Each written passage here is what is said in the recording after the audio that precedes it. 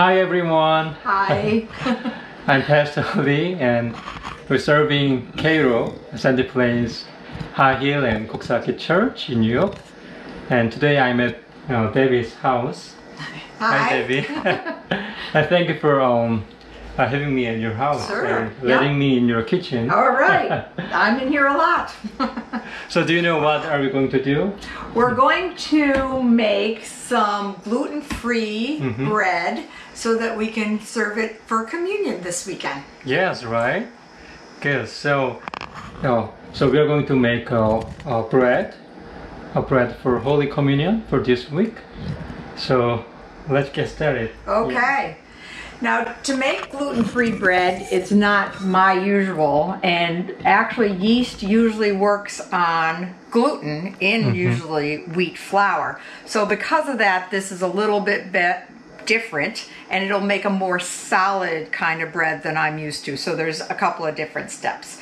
So the first thing we need to do is get the sugar, the water, and the yeast together, so that will be reacting. So I'm going to put, and we have I put my recipe up here actually, and I'm going to put in a whole cup of water and a couple of tablespoons. And it's got to be warm to get it working, but I'm not used to measuring it exactly. It's not my thing. So it's got to be over a cup, but not. So there it is that. And then we're going to put in sugar because that's what the yeast is going to work on. So we're going to put in in my lumpy sugar, 4 tablespoons of the sugar for it to work on. Okay. Yep. 2, 3, 4. All right. And then we need to put the yeast in. And you can get yeast in just packets, but I usually get bulk yeast. And I keep it in my freezer so that it stays good and stays active.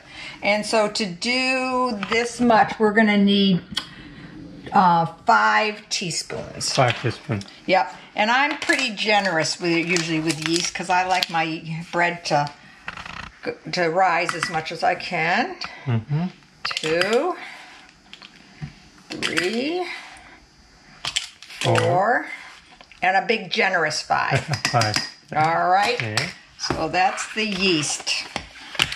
And now I'll give that just a little stir, and we can set it aside. And usually set it aside for about 10 or 15 minutes so that, and you'll see bubbles start to act in it. And if bubbles act in it, then that means that the yeast is active and it will work to rise. So, some of these bubbles are from the stirring itself, but after we set it aside, you will see that it will really start to do its thing. All right, so while this is setting aside, another step for gluten-free is because it doesn't have the gluten to work on, you have to give it another base. And so, believe it or not, they use psyllium husk. Psyllium husk. Yes. So psyllium is a kind of it's just a different grain kind of thing. Yeah. So, and in that, we are going to have to put that into the different amount of water, which I think is in 1 cup. So I'm going to need 2 cups because I'm doing a double batch. So, and this, believe it or not, will turn into a gel. I'm sure people know psyllium. Oh. Yep. And so because of that, I'm not going to add the psyllium yet. I'm going to take my big bowl. So this is going to be for the psyllium in a few minutes. Yep.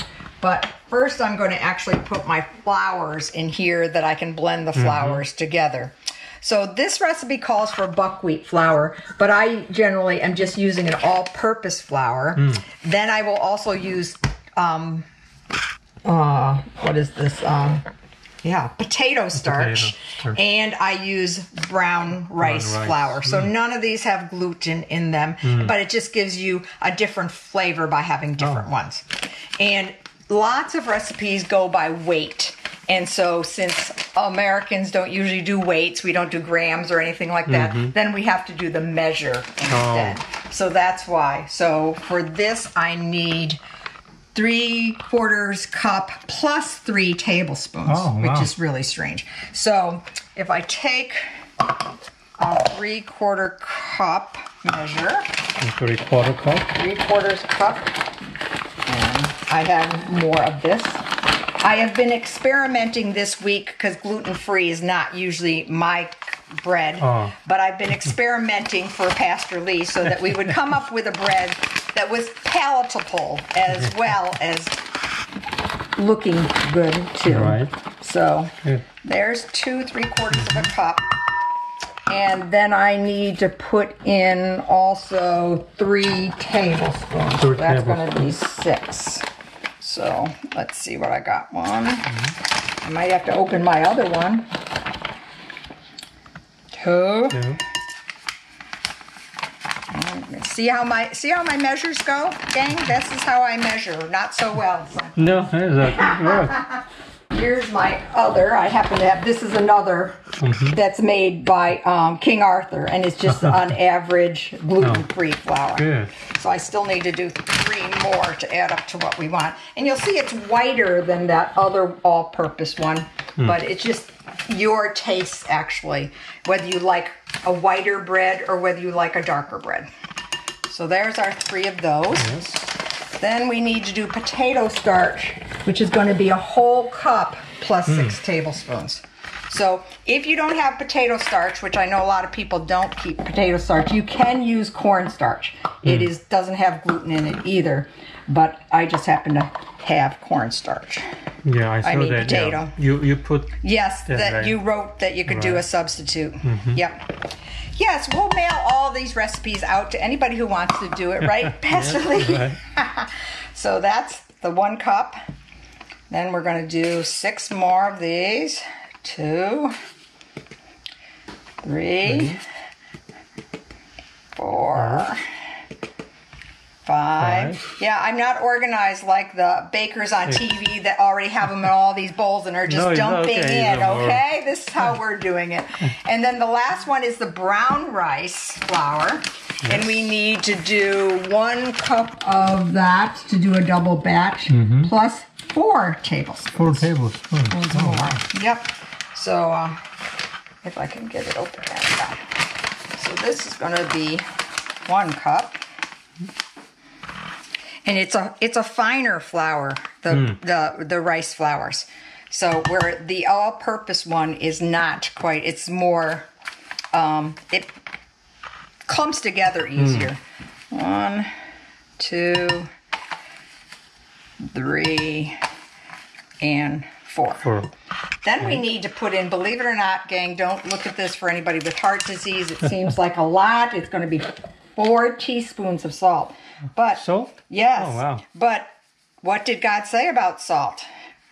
It was a necessary thing, yes, right? We needed saltiness in our life, and so this is your saltiness you're going to get. Barry's commenting in the other room because he's a salt fanatic, okay? So I am not, but it adds to this. So we're going to mix this all together because this is our dry ingredients. And this is what we were going to be adding thing. But you can look at our yeast. See how much it's bubbling now? Wow, yes. Yeah, it's really changed a lot. So, yep, and that's going to be added to this soon. So, and the gluten, excuse me, the not gluten, I'm sorry, the gummy paste, which is what psyllium does. So, we do all this. And then when this all gets all mixed together, we're going to do, we're going to knead it. And then, of course, it's got to sit and rise for about an hour in a nice warm place. Right. And that's why I like to bake in the winter, because my wood stove is going and it's wonderful. But unfortunately, or fortunately, aren't we, that how beautiful our temperature has been. Very warm and so because of that, we are going to put it out on my sunny porch, and it's going to get its opportunity there. And believe it or not, almost all bread recipes call for either a vinegar or lemon juice. Oh. And I can't tell you exactly what that adds to it, but it calls for it, and my bread is delicious, so I'll do it. Yes. So this one's going to call for to do a double batch, we're going to do 4 teaspoons. So I'm starting to put in our apple cider vinegar. Cider vinegar. Yep. 2, 3, and 1 more. 4. All right. So that, and now we have to add our wet ingredients. So we are going to be able to put this yeast in, and we're going to put the psyllium in. So let me get another spoon out of here. And so we've already got 1 cup of the water going, or did I have to do 2? I think I had to do 2, yep. And then we are going to put in a half a cup of the psyllium. All right. That's what psyllium looks like.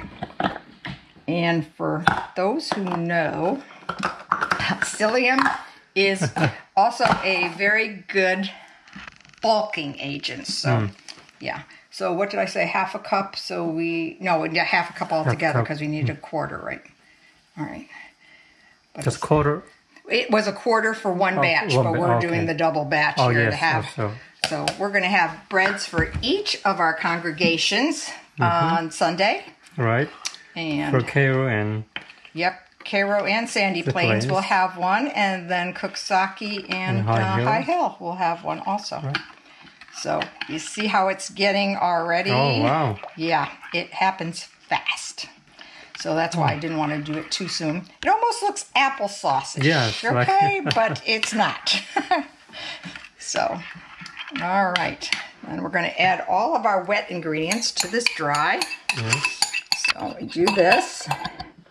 And Pastor Lee's here because he's going to do my dishes, I hope, afterwards, okay? Yeah, I will do that. No, that's why Barry's here. No. But, yeah, he's off the camera. Yeah, hi, Barry. See? Yeah. See him? Yeah, he's supposed to be off camera, so we'll put him in front of the sink. All right. Now, hopefully this will come up as a nice, stiff thing because we're going to then put it out onto a floured board and we're going to knead it. And kneading is done by using the heels of your hand and you sort of keep pushing it around. And what you're doing is trying to make the bread smooth. It takes any of the lumps or the coarseness out of it. Now, if you decided to do coarse flours, of course, it'll be coarser anyways, because you can always use rye bread. So you can do a rye. You could put pumpernickel seeds and caraway seeds. So do you want me to stir? And... This is going to, you're going to do the kneading. You want to do the kneading? Okay. We'll get it to a ball. Okay. Yes, you can put all the get that move. All right, we're going to try to get all the dry ingredients in it we can. And then we're going to have a floured surface, which I just tend to use this, but we could just, I don't know, I'm just going to put it on my counter. It'll be easier. Give us lots of room.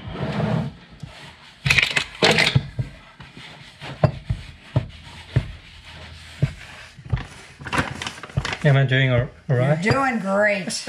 You're doing great. All right, now we're going to put it over to here. Just dump it onto the flour. It's going to be kind of sticky, I think, this one. Some recipes aren't as sticky and some are more. So then we're going to get all the thing out we can. Because we're going to put this back in here to rise. So we'll grease that shortly. So kneading, you just keep moving things around until all the...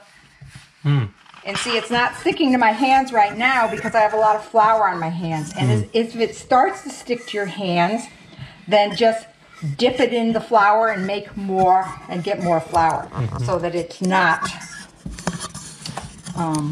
sticking it all and it's staying in a piece. Yes, you will. Okay. Good. Here, so get some flour on your hands. Let me see your hand. Good. So nice job. Yep. And just keep moving it around. You're kneading, and I'm going to get this oiled up for us. And not tearing apart, but just pushing it together. Yeah, so just keep pushing it together with the heels. And if you feel like it's sticking to your hands at all, as I said, just dip your hands in that flour bag a little bit more and get a little bit more flour.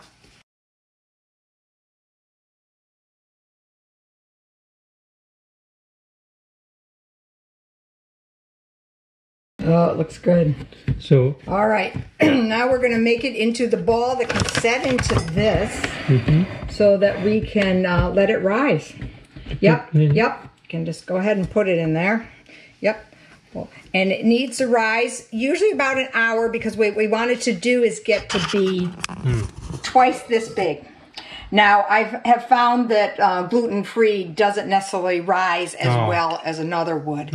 And we're going to cover this with a tea cloth, it's called, one of these. But I'm going to get this soaked in warm water, and so it'll just set out on the porch with the sun beating on it, nice and warm. Right. And we're going to have lunch.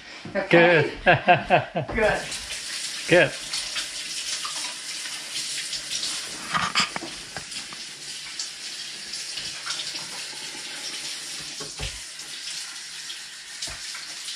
And we're going to divide that into 2 loaves. So they will be, yep.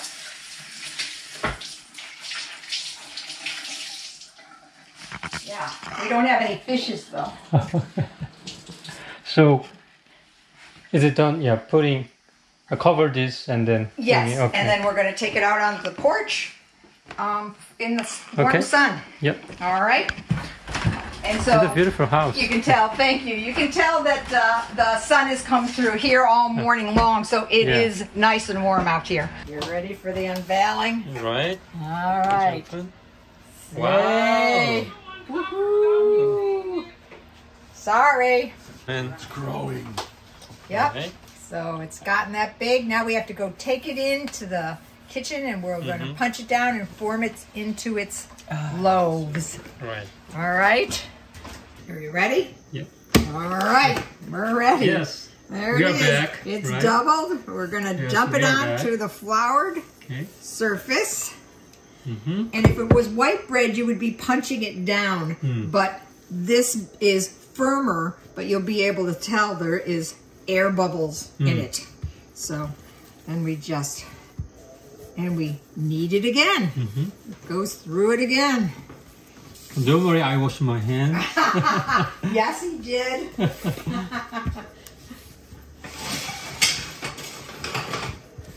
going to take it right in half. And now, each of them is going to form a loaf. I'll do one, and you can do another. Yes. So, just fold it and get it to go.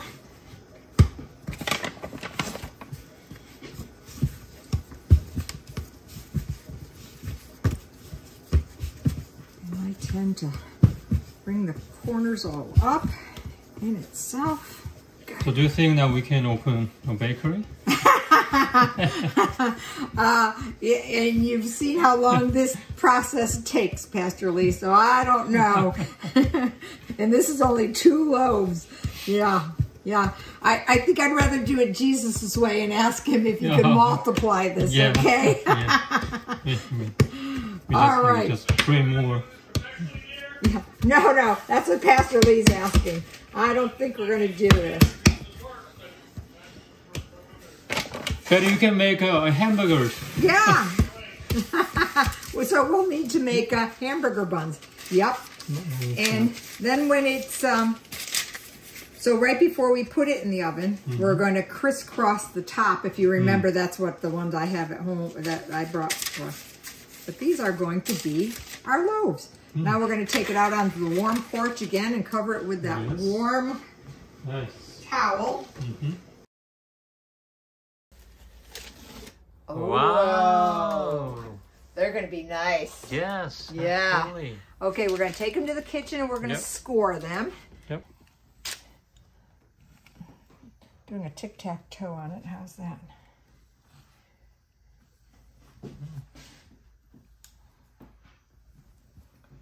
All right.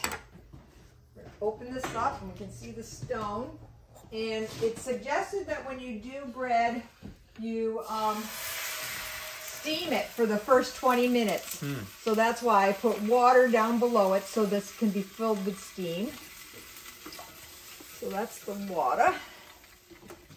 And then we're going to take this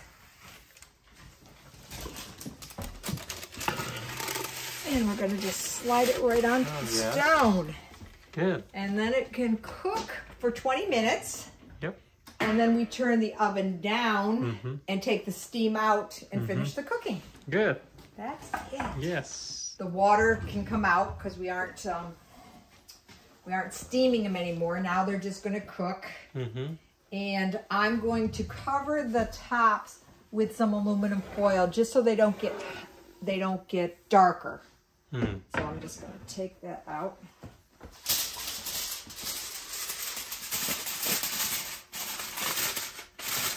All right. They're still cooking.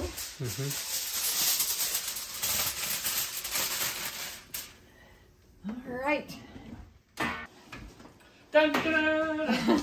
Aluminum foil. I know. Come on. You gotta do this right. Oh, see, it's still even got brown, but Oh. that's okay. That's okay. Yep. And so what I do, so I don't have to pick up a heavy, big stone, I just pull this onto these. Yes, perfect. Ta-da! And there it is. Ready for Sunday. Our communion bread. Wow. But you see how just the little slits spread out still, even as it was baking. Oh, it looks so Should've put- delicious. No, Yeah. no eating before Sunday. No, it's going to be blessed bread. Yes, wow.